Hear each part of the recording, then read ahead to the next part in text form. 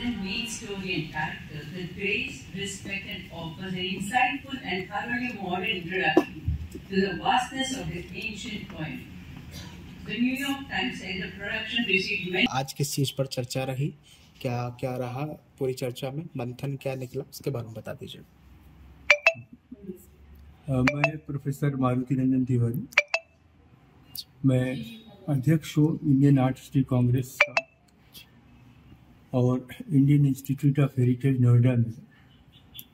उसी कांग्रेस का 32वां अधिवेशन संपन्न हो रहा है और विषय है हमारे जो रामायण और महाभारत जो आदि काव्य हैं, और आदि काव्य नहीं बल्कि भारतीय संस्कृति की जीवन रेखा है और वो अतीत ही नहीं है, वो वर्तमान है, क्योंकि हम उन्हीं मूल्यों के साथ जीते हैं और वही मूल्य हमारे लिए आज आदर्श हैं। राम भी आदर्श हैं, कृष्ण भी आदर्श हैं, सारे चरित्र उनके आदर्श हैं। तो उसी पर संगोष्ठी हो रही है 3 दिनों की,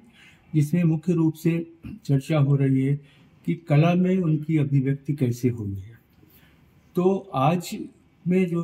जो शोध पत्र पढ़े गए वो इसलिए महत्वपूर्ण है कि उसमें प्रस्तर शिल्प में किस प्रकार से कृष्ण लीला और राम लीला का अंकन हुआ है। राम जन्म से लेकर के, जिसको कहते हैं पुत्रेष्टि यज्ञ से लेकर के रावण और राम के युद्ध तक, उसका पूरा, और रावण का संहार वस्तुतः एक व्यक्ति का संहार नहीं है, ये असत्य का संहार है, मूल्यों की जीतहार का अंकन है। तो उसे कैसे अलग अलग क्षेत्र और काल के संदर्भ में जी, उसमें क्या भेद और अंतर मिलते हैं, क्या विकास मिलता है जी, चाहे वस्त्र का हो, चाहे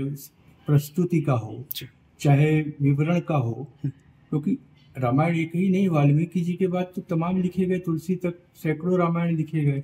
लोगों का कहना 400 रामायण लिखे गए, भारत के बाहर भी हुआ। तो उन सबके संदर्भ में एक पूरे राम कथा की और महाभारत की कथा की विकास यात्रा को काल और जिसको कहा स्थान के संदर्भ में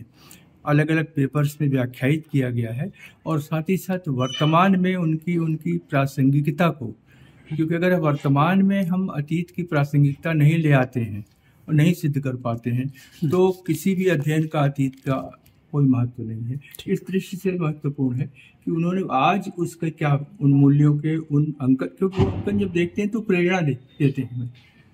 वही रामलीला जब हम देखते हैं तो अंकन से आगे बढ़ के वो जीवित रूप में हम देखते हैं प्रत्यक्ष उन्हीं चरित्रों को, तो वो चरित्र हमारे लिए आदर्श स्वरूप प्रत्यक्ष प्रस्तुत हो जाते हैं, तो हमारे लिए अनुकरणीय हो जाते हैं, हमें समझना आसान होता है, उनका अनुकरण करना आसान। अमर उजाला जीवांजलि के सारथी की मदद लें और महाकुंभ में स्नान जरूर करें।